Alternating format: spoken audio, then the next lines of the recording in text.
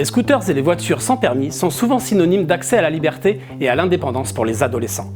Voyons quels sont les avantages et les inconvénients de chacune de ces solutions de mobilité.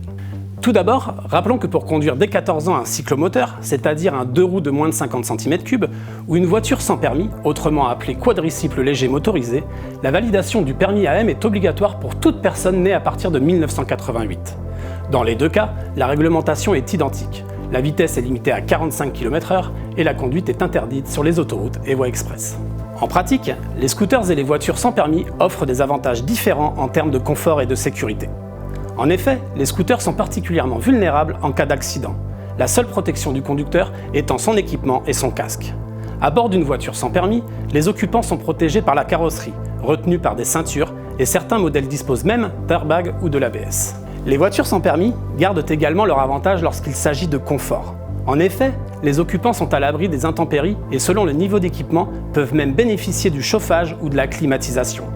Leur habitacle et leur coffre permettent également de transporter des sacs ou des courses.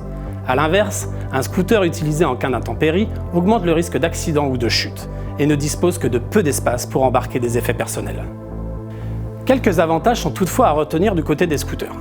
En effet, par leur faible gabarit, ils permettent de se faufiler et de se stationner partout, là où les voitures sans permis seront un peu plus encombrantes.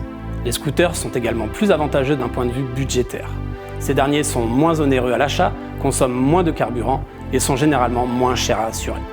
Dans l'ensemble, les prestations d'un scooter ou d'une voiture sans permis sont assez similaires. Ils sont principalement utilisés pour des déplacements urbains et permettent surtout d'accéder à l'autonomie pour les adolescents. Du côté des parents, la voiture sans permis est préférée pour son côté rassurant.